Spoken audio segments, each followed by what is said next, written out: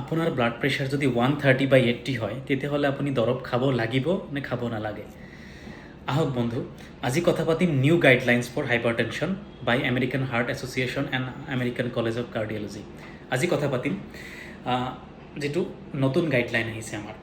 প্ৰথমত আমি সকলোৱে জানো আমাৰ নৰ্মেল ব্লাড প্ৰেছাৰ হয় <120/80, যিটো চিষ্টলিকটো 120ৰ তলত থাকিব লাগিব আৰু ডাইষ্টলিকটো 80ৰ তলত থাকিব লাগিব।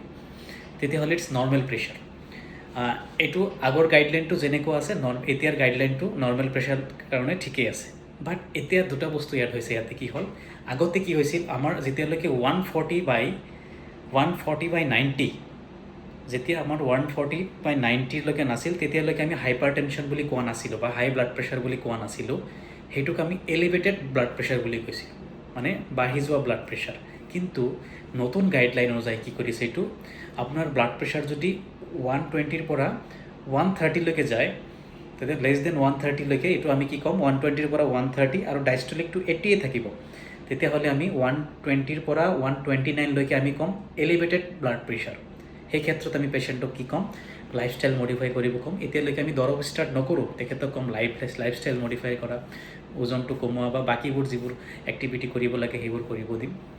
কিন্তু কি হয়, নিউ গাইডলাইনত কি আছে, যেতিয়া আমাৰ ব্লাড প্ৰেছাৰটো 130ৰ ওপৰত গুচি যাব চিষ্টলিকটো, বাট যদি চিষ্টলিকটো বাঢ়ি 130ৰ পৰা ওপৰত গুচি গৈছে বা 130ও আছে, মানে মোৰ দেন 129, 130ৰ পৰা 140লৈকে আমি কি ক'ম, এইটো টাইপ 1 হাইপাৰ টেনশ্যন বুলি ক'ম, ষ্টেজ 1 হাইপাৰ টেনশ্যন।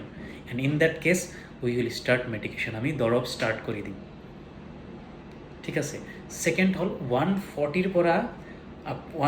পৰা যেতিয়া আৰু গুচি যাব ওপৰত, 140ৰ ওপৰত গুচি যাব, সেইটোক আমি কি বুলি ক'ম, টাইপ 2 হাইপাৰ টেনশ্যন।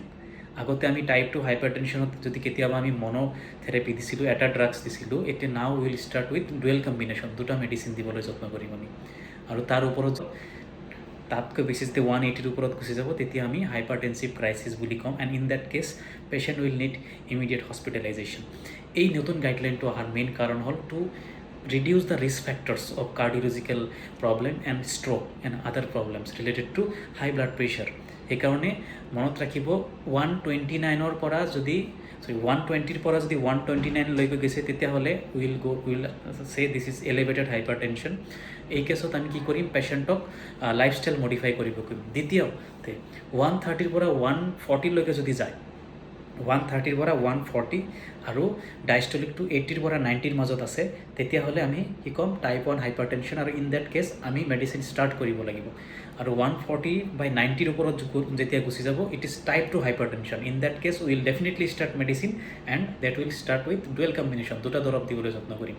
আৰু যেতিয়া 180ৰ ওপৰত গুচি যাব, it is hypertensive crisis, patient will need immediate hospitalisation. Thank you so' much.